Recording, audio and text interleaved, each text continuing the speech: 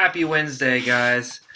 I am doing a quick review, hopefully quick, on my fishing outing with my dad. It's our second annual Sam Rayburn fishing outing in East Texas. Had a great trip, really. Nothing really went wrong. Just had a good opportunity to connect and do what we like to do. So I just want to do a quick breakdown regarding the patterns that we encountered and what we did to catch fish. Sam Rayburn is an extraordinary fishery. They just had the FLW event out there within about a month or so, maybe a little bit more, and it showed up. So we wanted to get out there and see what we can do, see what we can put together as far as a pattern, and we did. So just want to start by going over kind of the logic and the theory behind kind of our decision making. And what I'm going to do is I'm going to pull up Google Earth here. So I have it pulled up actually, and if you go to Sam Rayburn Lake, I can kind of show you what our general strategy was with regards to where we fished, etc. Um, so right off the bat, the first thing is that this lake, it has quite the division in terms of water clarities. Um, this is a dividing bridge right here that goes across the lake. This is pretty much the main bridge from Zavala here. You've got San Augustine over there. But I would say that one thing that I've seen being out there is that you've got, uh, this end over here was a little bit more clear in general.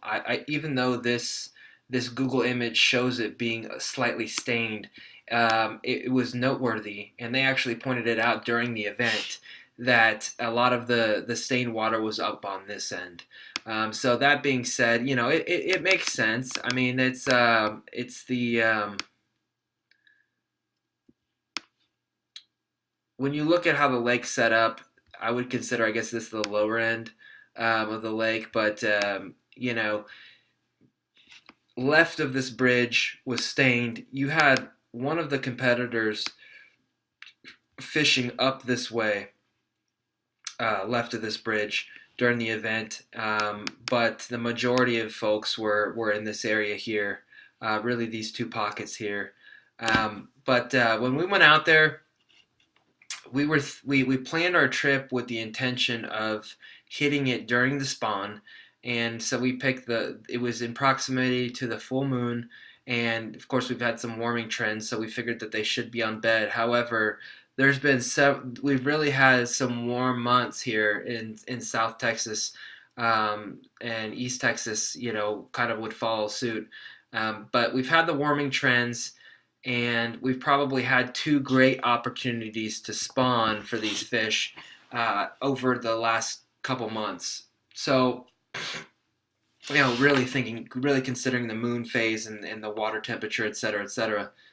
So we initially went out there thinking, hey, we're gonna, excuse me.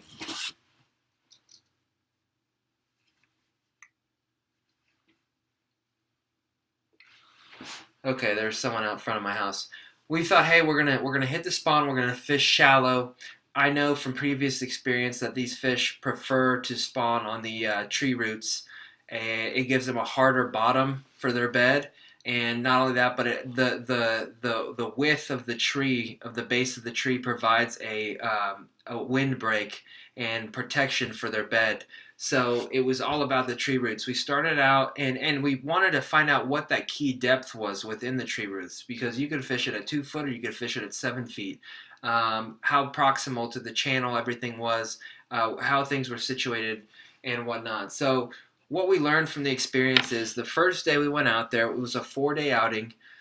We went out there, we started fishing shallow on those tree roots, had a couple decent bites. I think I lost one that was 3 or 4 pounds on the bed. Lost him at the boat, and had like one that was 2.5 or 3. Had a lot of 2-pounders. So there was a volume of fish. There was a population base concentrated on those tree roots. Day 2, I noticed that there was a slight decline in the size and the volume. So we went from catching, decent size and volume to not so much. Day three, the volume dropped. The size was gone completely at that point, and it was just day three, the size dropped, and it was just volume. A lot of small fish. And then like the end of day three, early day four, really it was more just even the volume left. So there was a steady decline in the caliber and number of fish that were up shallow. But I made a phone call to one of my buddies in Waco, and he had pointed out that they were catching fish on bed up there.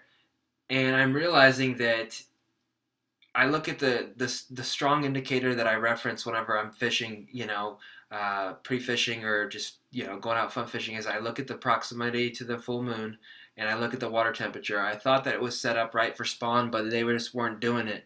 I saw a lot of fry swimming around from previous spawns, if that makes sense. We've probably had a couple, I would say two definitely since, but I saw some fry swimming around. It was just hard to get bit. A lot of males. So even though it was happening in Waco, I thought, you know what? It's not happening here. It's very crystal clear. Really, my dad wanted to explore it further, and he wanted to make sure for himself. I kind of knew after about day 2.5 that it wasn't going that direction, and we needed to make an adjustment. Regardless, we started fishing a little bit deeper. Everything we were doing was kind of interior to the creeks, the hardwood, flipping. We were flipping a couple different baits. The first bait that I started with was a rage craw, and it had a green pumpkin with an orange underside.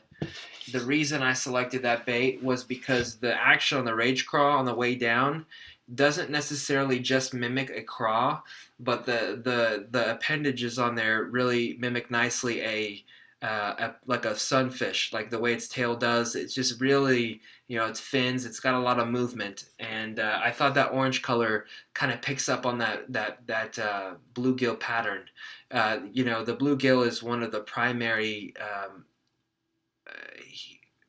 not irritants, but he infiltrates the nest of the bass when they're spawning. So, they're used to guarding. And it was very obvious when I'd flip that craw in there on a lightweight so that it glided more than just going straight down.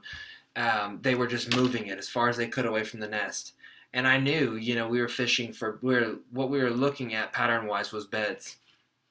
So later in the afternoon, really, when the bite got tough, even with that light weight on that craw, it was a little bit bigger. I didn't feel comfortable with it. And also I got some short strikes as compared with the low light conditions. So what I started doing, I think like day 2.5, day 3, is I started pitching a little compact 3-inch tube, Texas rigged. And my bite ratio went through the roof. It was amazing to see that little adjustment, tweaking that little adjustment, how these fish responded, and they really got the bait well, and it just kind of validated my selection and made me feel like I knew what I was doing, because there's plenty of times when I feel like I don't. But it was excellent, we were catching a lot of numbers until really the last day or two. Then we had to make the adjustment. Just to talk briefly about kind of the areas that we were fishing in on the lake. We fished kind of in this pocket, absolutely, and we fished in this side of the fork. This being the fork right here. We fished on this side. We were just running points. We were running points, looking for good clarity, good water clarity that looked healthy. There is a stain out there, but just good water. It was more the stain is more of a fertile stain. It looked good. There was plenty of life in the area. But we really stuck to those areas. We fished some around the bridge. Over here, there's some different wood and stuff. Also on this side. We really went into this thing thinking it was 100% spawn. And my intuition, I think following your intuition is so important, because I knew immediately that we needed to adjust after that second day, really like day 2.5. But I started thinking, we need to move out to around 10 feet. I just felt like that's not a huge jump in depth from where we were fishing. We were fishing around that 3 to 5 foot zone, and I felt like with clear water, the fish get a lot deeper when they position offshore. They tend to. With the stained water, there's a set limit on how deep they can go to where there's still available light that penetrates the water in order to assist in things growing, at that depth. So you're really limited by the available light and how deep it can penetrate. So that 10-foot mark seemed about right. 10, 12 foot, something like that. That's the same goes on Lake Waco, where I lived for a while and guided. But I knew we needed to make an adjustment. I started out on day three. I had part of day three that my dad said, "Go ahead and do what you think." So I took over the boat and started running points. Started running drops. Looked for transitions. Looked for brush piles.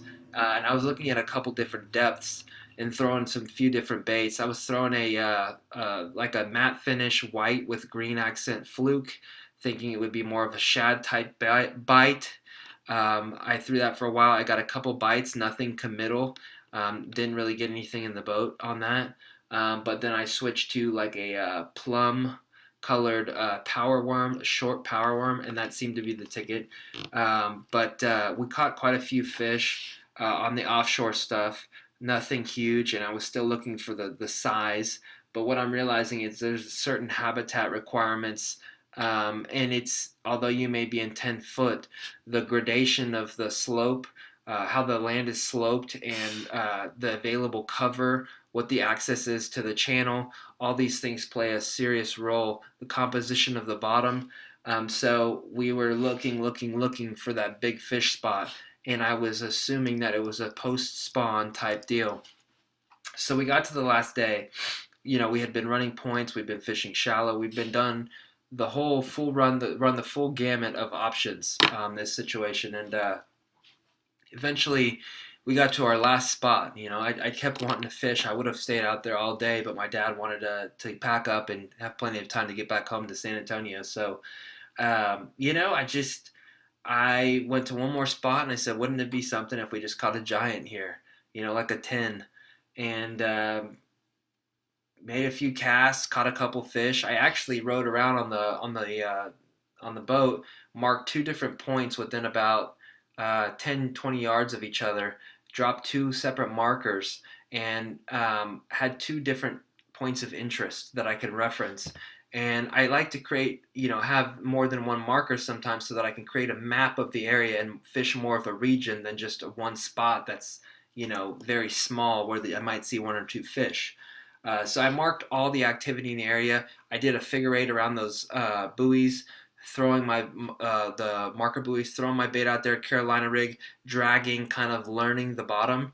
And I eventually noticed that majority of the fish that we were catching were coming off of one specific side. So I ignored the other buoy and started targeting just that side. We eventually got to the point where we needed to leave, and I told my dad we need one more cast. So I fired it out along that perfect line, boom, that I had established that was the right angle to get bit. Fired it out there, and I'm working it back, and it's just like getting heavy. It's just getting heavy. Like I thought, maybe that Carolina rig is somehow.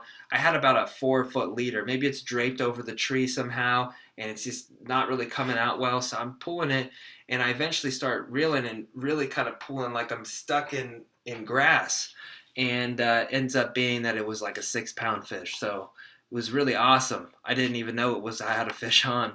Even after all these years, you learn. But yeah, it was fantastic. I got to fish in the boat. We were super happy. But more than anything, I think it just confirmed for me that when you have gut intuition and you feel like, hey, it's just not happening up shallow, don't be afraid to make the adjustment. When I was younger, even a few years ago, and I was still a little bit more naive to fishing, I thought, you know what, we need to follow the fish. And I would have said, okay, well, there's fish up shallow. I'm going to keep fishing up shallow. But the quality of fish is there. This is a Big Bass Factory. Sam Rayburn is the real deal. So then where are all the 10-pounders at? Where are they swimming around at? Well, they're not up there in 2 to 5 foot of water, clearly, or 3 to 5 foot of water. They're somewhere else. So you keep manipulating variables until you find them. And you change your presentation, you change your depth, you change the type of cover, everything until you get it dialed in and you catch the big one. And then you learn from that. So it did. It confirmed that to me. I was really happy with my decision making, and it was just an awesome experience. Let me show you the baits that I used. I think that there'd be a great opportunity to show you the baits that I used. The Rage Craw is what we're going to start with. On here on Tackle Warehouse, of course. So this is the Baby Rage Craw, and this is the Rage Tail Craw right here. It's actually a bestseller, 31 colors. And the one I was using, let's take a look here. Was it the Bama Craw? I think it was the Bama Craw. Yeah, it had the green pumpkin on the top with the orange on the bottom. I really liked the action on the appendages, and it just to me represented more of a bluegill in the stained water when that orange showed up. More than anything, that to me was the goal. The second bait that I threw was the tube. Really anything like a Strike King, like a Denny Brower tube. Let's see here. So here's the Pro Flip Tube, 4.5 inches. It was a 3-inch tube. So it's a little bit more compact. Here's a Gets It 3-inch tube here. This one has a lot going on with the skirt in the back. But it was more like I'm trying to think. So that's like a brown crawl, salt and pepper. It was actually like a green pumpkin with chartreuse, and then there was probably about like half, like maybe 3/8 of an inch of chartreuse tipped on the back on the like basically this portion here. It was tipped with chartreuse, and I cut about half of that chartreuse out of there to compensate for the clear water that I found up there near the vegetation, near the trees where it had been filtered slightly. So just little minor adjustments like that make a huge difference. But yeah, let's see if I can show you my picture here of that what I would call a 6-pounder. I'm pretty good with my estimates. So that's the fish right there. Bushwhacker Bait Co., Clayton Westfall. Yeah, I mean, that's what it was. So last fish, last cast of the day, and boom. But just super proud of the whole situation, making smart decisions and adjusting on the fly, not being afraid to adapt. You cannot be afraid to fail in fishing, or really anything for that matter, because you can't grow if you're not stretching. So that's really it. I hope that helps out. Just that's my main takeaway from this is do not be afraid to change. If something's not working, switch it up. And check out some of my other videos. I have some phenomenal content. I try to put out the best quality that I can.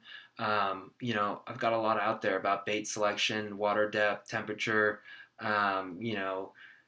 forage, different baits. I got a lot of information. I'm going to keep putting out content and keep trying to help however I can. So we'll see you next time. Thank you so much.